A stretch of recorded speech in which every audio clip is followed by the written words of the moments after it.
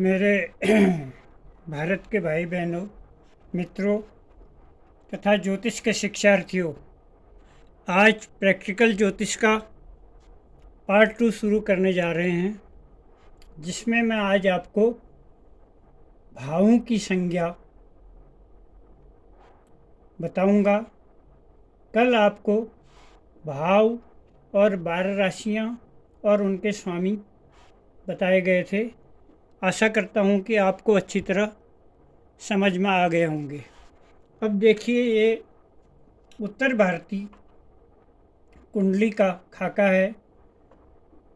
पहले भाव, जिसको हम लग्न कहते हैं, इसमें 2 का अंक लिखा है।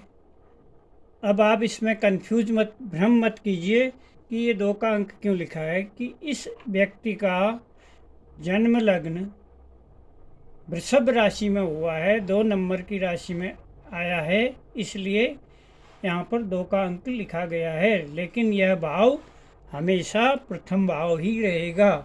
इसमें अंक कोई भी आ सकता है।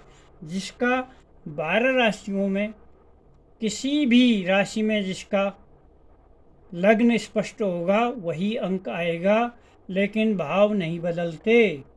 भाव यह हमेशा प्रथम भाव ही रहेगा। इस भाव को केंद्र भाव भी कहते हैं, त्रिकोण भाव भी कहते हैं। लग्न का भाव सबसे शुभ भाव होता है, क्योंकि उसको 2 शुभ संज्ञाएं मिली हुई हैं, केंद्र और त्रिकोण। उसके बाद दूसरा भाव आया, तीसरा आया, जहाँ 4 का अंक लिखा है। ये 5वां भाव, चौथा भाव जो आया है, जहाँ पे 5 का अंक लिखा है, इसका मतलब ये भी केंद्र है। इनका स्वामित्व मैं फिर समझाऊंगा आपको।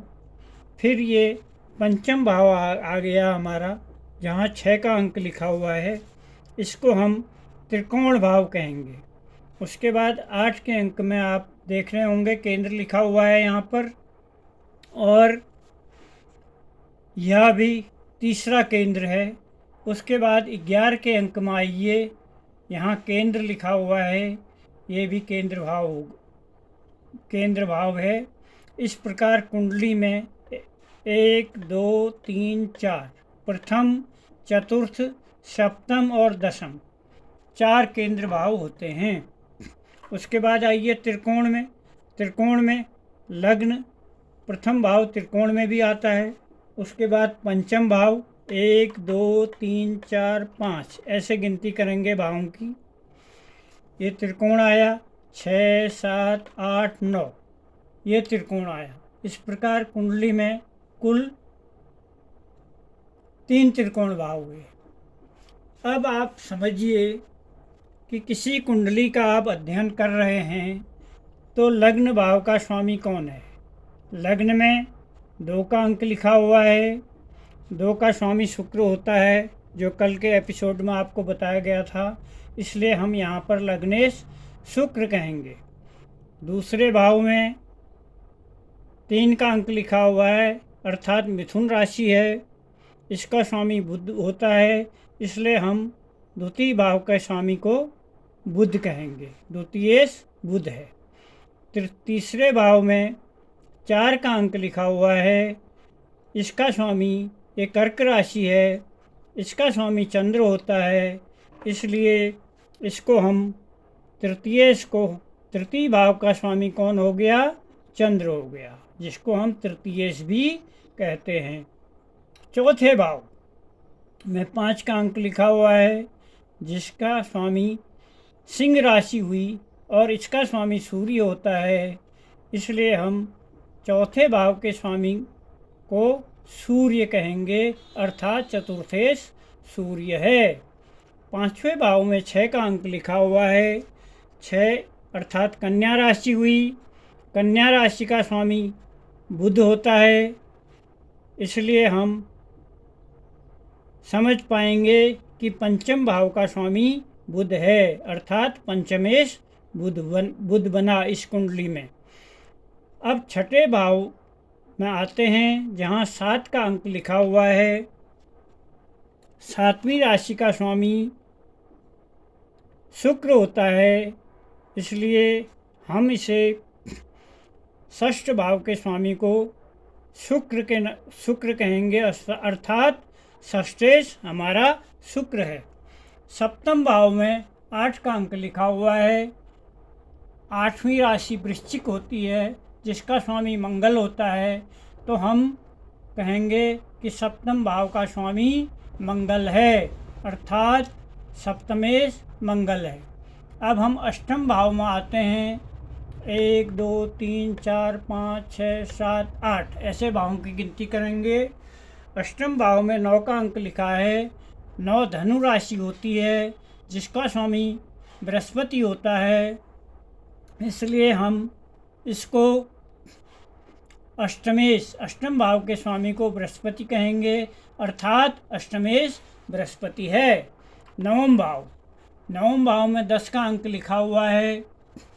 10 का अंक लिखा हुआ है। ये मकर राशि होती है और इसका स्वामी शनि होता है, इसलिए हम कहेंगे कि नवें भाव का स्वामी शनि है, अर्थात नवमेश शनि है। अब आइए दसम भाव में। दसम भाव में 11 का अंक लिखा हुआ है। 11 कुंभ राशि होती है। कुंभ राशि का स्वामी भी शनि होता है, इसलिए हम कहेंगे कि दसम भाव का स्वामी शनि है, अर्थात दशमेश शनि बना। अब 11वें भाव में आइए, जहाँ 12 का अंक लिखा हुआ है और ये मीन राशि होती है, 12वीं राशि। हम कहेंगे कि 11वें भाव का स्वामी बृहस्पति है, अर्थात एकादशेश बृहस्पति है। अब 12वें भाव में आइए, जहाँ पर 1 का अंक लिखा हुआ है, जो मेष राशि होती है, जिसका स्वामी मंगल होता है, अर्थात हम कहेंगे कि 12वें भाव का स्वामी मंगल है, अर्थात द्वादशेश मंगल बना। यहाँ पर ये तो आपने केंद्र और त्रिकोण की संज्ञा समझी। मित्रों, अब आगे इन 12 भावों की अन्य संज्ञाएं भी होती हैं। नंबर 1 त्रिक भाव। त्रिक भाव कहते हैं छठा, 1 2 3 4 5 छठा, 7 8वां और 12वां, इनको त्रिक भाव कहा जाता है। ये भाव बहुत शुभ नहीं माने जाते हैं। उसके बाद दूसरी संज्ञा आती है पणफर भाव, 2 5 8 11, अर्थात द्वितीय भाव, तृतीय चतुर्थ पंचम भाव, अष्टम भाव और एकादश भाव। उसके बाद की संज्ञा आती है अपोक्लिम भाव, 3 6 9 12, तृतीय भाव, छठा भाव, 9वां भाव तथा 12वां भाव, इनको अपोक्लिम भी कहते हैं। अब आते हैं त्रिसराय भाव, त्रिखट आय, तृतीय, छठा और एकादश, ये त्रिसराय भाव हैं। अब आते हैं उपचय भाव में। उपचय भाव हैं 3 6 11, ये उपचय भाव हैं। अब मारक भाव होते हैं कुंडली में 2 विशेष, द्वितीय और सप्तम। ये संज्ञाएं आपको इसलिए समझने आवश्यक हैं कि भविष्य में फलादेश के समय आपको ये बहुत काम आएंगी। अब इसी को जो लोग हिंदी नहीं समझते हैं, उसको मैं अंग्रेजी में भी बताने की कोशिश करता हूँ। Please see here, this is the north Indian chart. This is the first bhava. Figure number 2 is written here, and it is called Kendra and Trikona. And this is the second bhava, third bhava, fourth bhava. This is called Kendra bhava. In English, quadrant, it is called quadrant. You can understand by Kendra also. This is the 5th house, Trikona bhava, 6th house, 7th house, again Kendra bhava, 8th house, 9th house, again Trikona bhava, 10th house,